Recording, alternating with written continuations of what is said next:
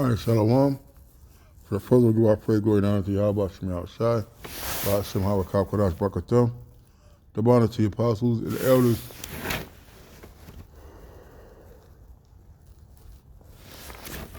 the honor to the apostles and the elders of great millstone, and to what I can across the globe, teaching the word truth and sincerity. I want to say Shalom. So I die now from the great millstone campus, Chicago. And I'm going to title this lesson, you want the perks, but don't want to do the work. All right. And this seems to be a reoccurring theme with Jacob, in Israel right now. And I equate it to, I use a lot of fishing and sport references because that's mostly my background in the world, So I'm using this analogy here. That kid that was trying out for the basketball team and really didn't think he was going to make it, or really didn't thought he had the ability to compete or to be on the same level as some of the kids on the team. So he really just wanted to, just to be on the team, to get a uniform, so like it, to wear the uniform on game day around school with your name on it. You want to leave school early to go to the away games. You want to be a part of something, man. You just want to be on a team. But you get on the team and you want to put in no work, You don't want to, you're skipping practice, all right? You're doing a bare minimum to stay on the team, but your heart really not in it to get better or to develop or to grow. And that's what the truth is about. It's not just putting a garment on, having a YouTube channel, and doing a show, or going out on the highways and byways with the brothers feeling like you're a part of something, man. You see? The Lord's looking for growth and development. You're looking for sincerity, for sincerity. And just being on a team ain't gonna cut it. All right? Here at Great Millstone, man, we are a working camp. All right, this is our job. All right? And if you don't do your job correctly, you're not ready to perform at the highest level of your ability, then you can't be in the game. Then you can't be on the team. All right? There is no minor leagues, no developmental league, no no other way to go about getting salvation but one way. See, there's no place you can go to hone your skills, to develop into a participating, functional, providing individual. You see, here at Great Millstone, everybody works, everybody is pushing toward the same goal. And if you're in it just to have 1,000 views and 10,000 followers, all right, if you're here just to be a body, then we don't need that body. Or I'll say Yahweh Shai doesn't need that body. All right, so I'm going to get into Matthew, the 25th chapter. We all know, and we're going to read 24 through 29. And what is the lesson edifying? This is Matthew 25 and 24. Then he which had received the 1 talent came and said, Lord, I knew thee that thou art a hard man, reaping where thou hast not sown, and gathering where thou hast not strawed. And I was afraid, and went and hid thy talent in the earth. Lo, there thou hast it that is thine. See, a lot of you guys A lot of people are afraid to be great. You know, you hear that word in the world, but it's true. All right? We're afraid to put ourselves out there and to go hard because of it could be a lack of confidence thing, and that's something we could work on, or it could be just that you're not in the spirit. And then instead of just saying, "I don't want to work, I don't want to be part of the team," I'm just going to cut corners. I'm just going to slack. I'm not going to do nothing to help benefit the body. So I'm just sitting here waiting, biding my time, because I really don't want to do the work. And that's what it really comes down to. You're afraid of maybe what brother may say. You may be afraid what people may think about you. All right? If your heart, your desire is not into gaining more positive attributes, growing and abounding in your one talent, then your talent that you have is useless. You see? Verse 26, it says, his Lord answered and said unto him, thou wicked and slothful servant, thou knewest that I reap where I sowed not, and gathered where I have not strawed. See, and it all comes down to being lazy, man. Or you let the cares of the world choke you out. You let your own mind convince you that you're not that you're not worthy or able to do this work. And that just might be. It is not for everybody. Okay, but the scripture about examine yourself without being in faith. So you got to consider the cost of the battle. It's going to be a grind. All right? It's like a baseball player, a good hitter. Let's take, I don't know, let's take Tim Anderson, who played for the White Sox. He's local, right? Good hitter. He goes in an 0 for 10 slump, right? And he's like, damn, I'm in a slump. Everybody knows he's in a slump. It's noticeable. So he goes back to the drawing board. He goes look at film. All right, he looks at his approach at the plate.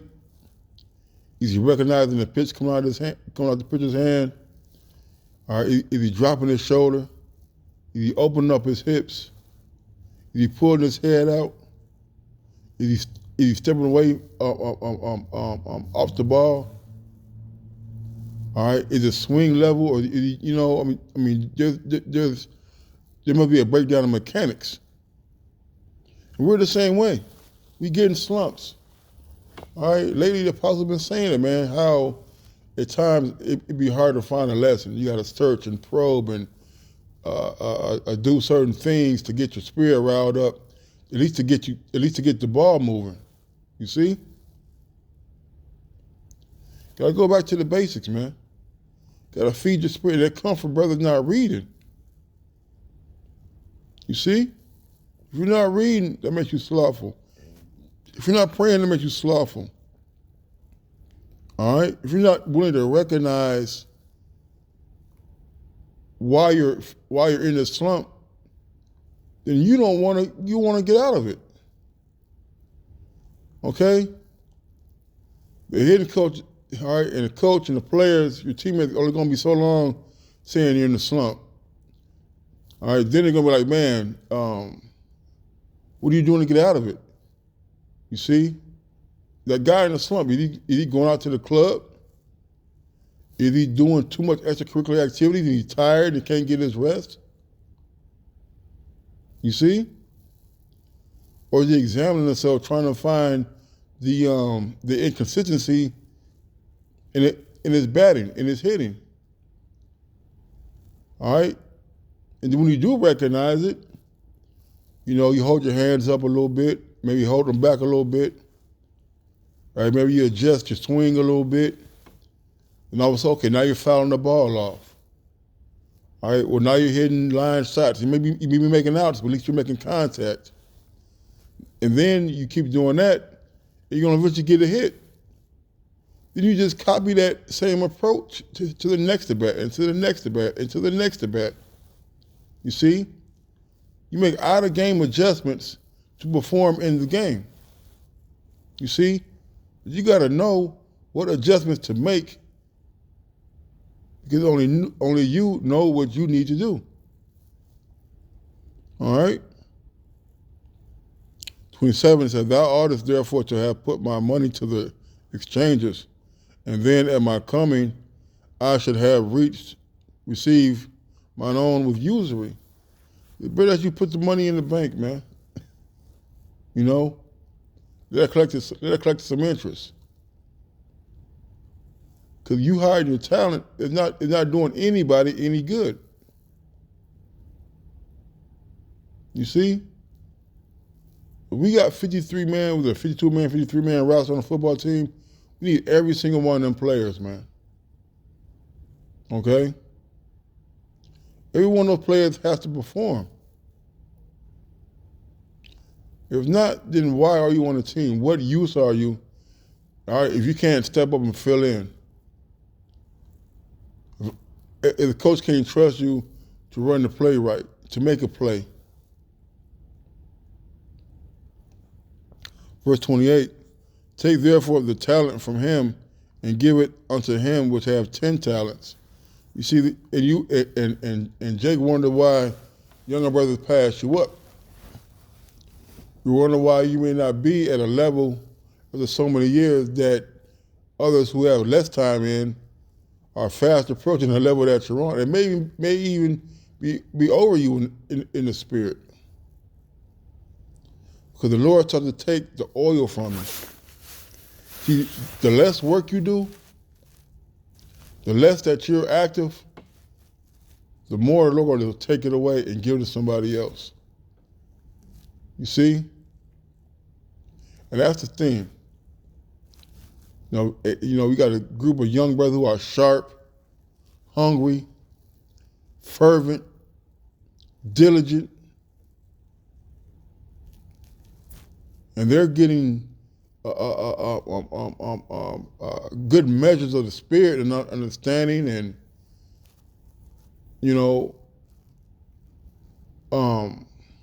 wisdom. Okay, that may surpass an older brother. Well, that's because the Lord is dealing with them brothers on a different level, because they're not slothful, they're not lazy, they're taking heed to the flock. They're adding bricks to the building. They're bringing something to the table, man. Verse 29, for unto every one that have shall be given, and he shall have abundance. But from him that have not shall be taken away even that which he has, man. So that little oil, a little drop in that crucible, and the Lord is going to take it away, man. Now you're no longer even in the spirit. You can pray, you can fast. You can come out there and go to camp and try to, hold on, let's see what's still going. And try to force yourself in the spirit. Hey, but the Lord ain't dealing with it. He took the water from you. Now you're just a dry plant. You're a dry tree that's what? Good for nothing but to burn. All right? Every joint supplieth, man. I had a note on here. Let me see if I can find it.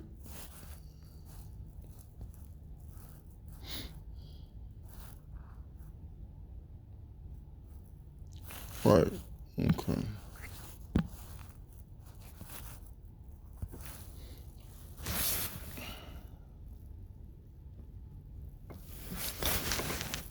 I just had it in my head.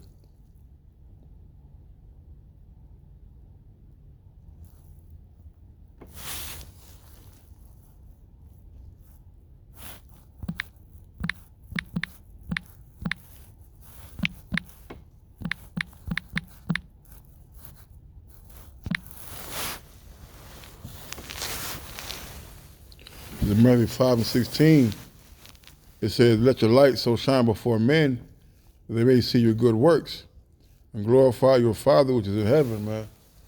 You see, these are good works that we're doing, man. It is a reward for this. See, this ain't just about being on the team.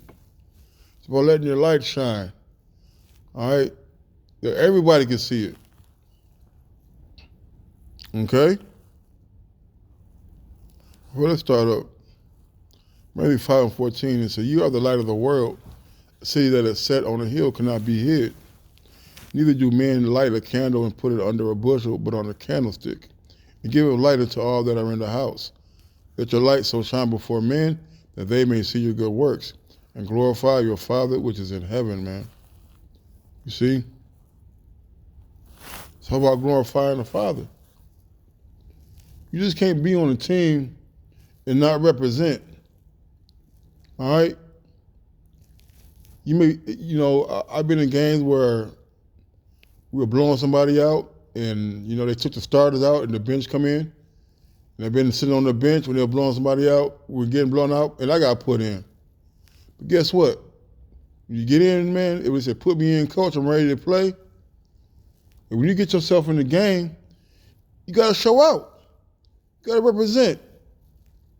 You got to represent, man. Glorify the Father, man. Do this work. All right, all this truth, all this understanding the Lord gave us, man, and you want to hide it? You want to put it to use?